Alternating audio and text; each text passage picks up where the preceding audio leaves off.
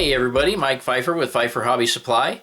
Today we're going to do the ACT3 update 18, I believe.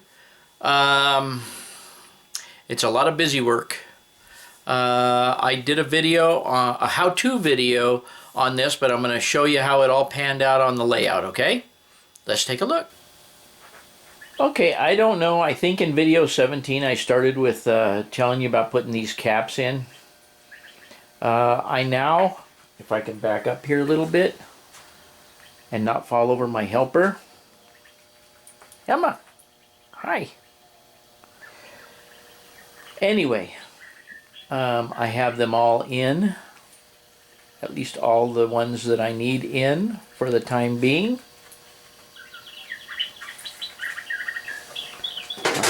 What I might add about these is the one on the bottom would be the one closest to you. The one on top would be the one furthest away. So you can see that I have a turnout here and a turnout over here. And the top one works the outside one, and the bottom one works the inside one. Then this indicates that the turnout is on the outside, the fact that it's up high. And you can see it flipping over there.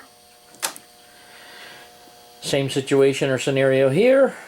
This one is in between, so it's a little bit lower, and I've got two here, and you know, the same thing over there.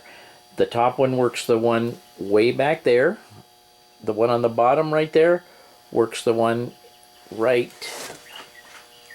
there. In fact, we'll work it for you. But as you can see, or what I'm going to tell you in this video is, number one, I have all those in. That's a good thing.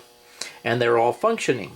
And all the turnouts are functioning, which means that I can operate any of those turnouts on the yard or any of this lower level with all these push buttons.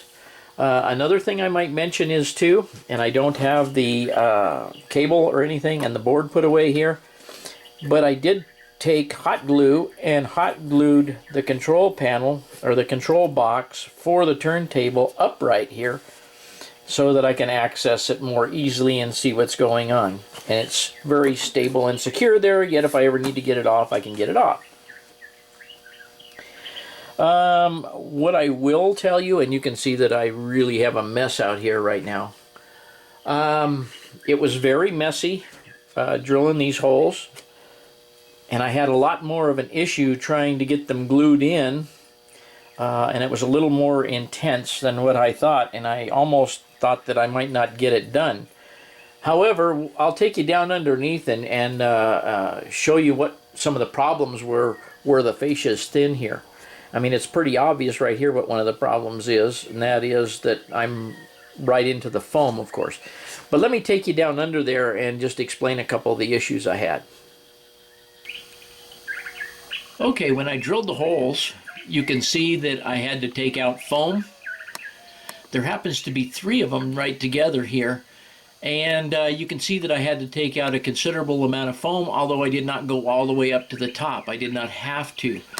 What I found was the easiest thing was to put a knife in there and take a little bit of foam out at a time, and it doesn't hurt anything. There's nothing structural, and you can see that I was able to get the hot glue gun. I don't know if I can get my hand in there, up in there. I was able to get the hot glue gun in there. Obviously not all the way around. I did run into another issue down here. Let me take you down there and show you. Another issue I ran into was this one here, where my switch was just below the foam level. However, I ran into the bracing. You can see that I drilled back into the bracing with the intention of breaking that off, but when I broke it off, it broke it all the way down to the end, which is no big deal because it's below the level of the screw, or it's above the level of the screw. So it didn't affect anything structurally because that just holds up my stringer, but you can see that I did have a little bit of an issue here. It's not pretty back behind there, but it does work. Now I'm going to take you up on top and show you one of the things that I did do to secure these. Okay, securing these, because they weren't very secure, like in other words, if I go down here and I push on the top of this, you'll see that it's very secure, as well as the fascia being very secure. And that is because I took the hot glue gun and stuck it down in that crevice and let the hot glue run down onto the top of the cap, which cemented it in place. And I think you can see, of course my hand's in the way, but you can see the same thing right here. So all along here, down in there, I was able to, I could have cut some more foam out if I had wanted to, fill that in with newspaper later to do the scenery on. It's not a big deal. But it allowed me to drip the stuff down in on top of some of these that I couldn't get to, especially this one. This was the one that was behind, or that I just showed you was on the stringer. Had a hard time getting in there to get this one glued. But nevertheless, that just shows you how I got in there, how I glued them. Kind of gives you, of course I realize there's a lot of junk up here, but it kind of gives you an overall look of how they all look. And it all is intuitive and makes sense as to where they are located.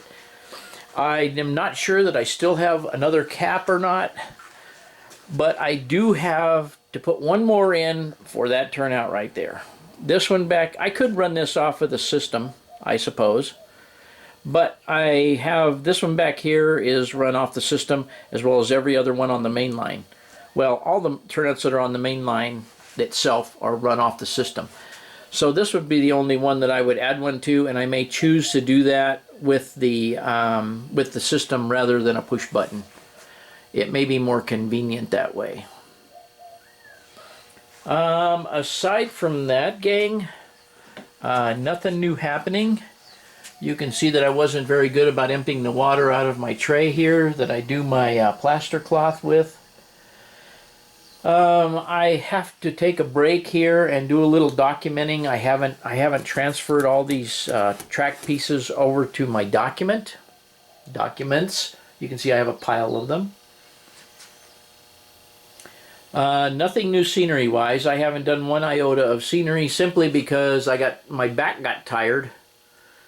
And now from ducking down underneath the layout and getting all these push buttons in, now my legs hurt from bending up and down, so you know, you always got something going on.